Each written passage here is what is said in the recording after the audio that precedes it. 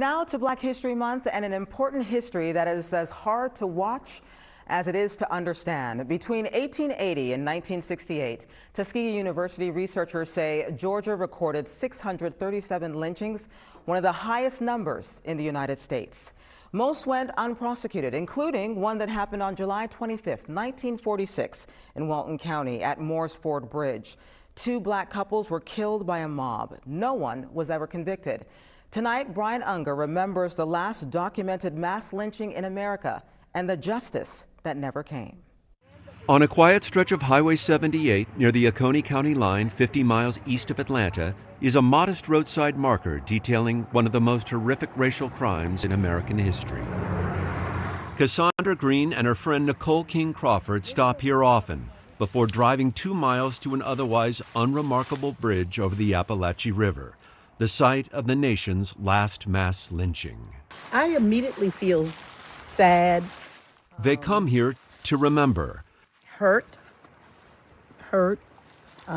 This is exactly where they were killed, in this area.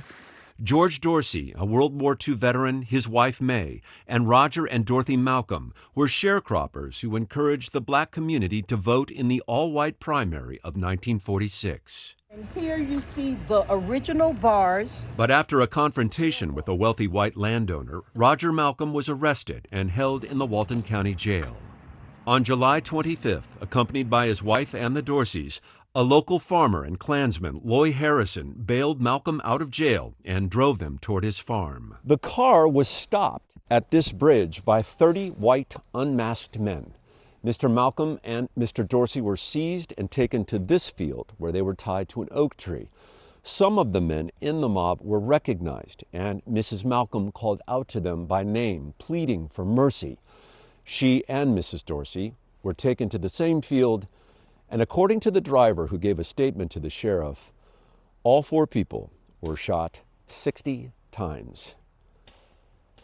Dorothy Malcolm was 7 months pregnant. After 81 years and 4 sweeping investigations by the FBI and GBI, no suspects have ever been publicly named. No one arrested for the crimes. This town, the people, there were prominent people here that were involved in the lynching. Would you want your family's name to be out? They don't want it. There is hope that justice lies in sealed federal grand jury testimony given in 1946 by over 100 witnesses. Always hopeful, okay, that there are more records. I just know there have to be. Pursuing those records is Pulitzer Prize-winning author, journalist, and professor Hank Klybanoff, who directs the Georgia Civil Rights Cold Cases Project at Emory University. What I do believe is that the secrecy behind grand juries is to, including Moores Ford, is to protect the bad guys, not the good guys. Get them all out of the car! With time running out, Green and King Crawford do what they've done every July 25th for 20 years. Keeping the case and the memories of the 4 victims alive by staging a vivid reenactment of the lynchings. It sort of reconnects you to your humanness and your compassion, your empathy. That's what it should do. And I believe that every time we do Moores Ford Bridge, that's what it does. Authorities say it's unlikely anyone who witnessed the lynchings is still living, but their descendants in the town of Monroe may hold the answer. You don't know if someone gave a deathbed confession 40 years ago. Ready! Aim! Fire!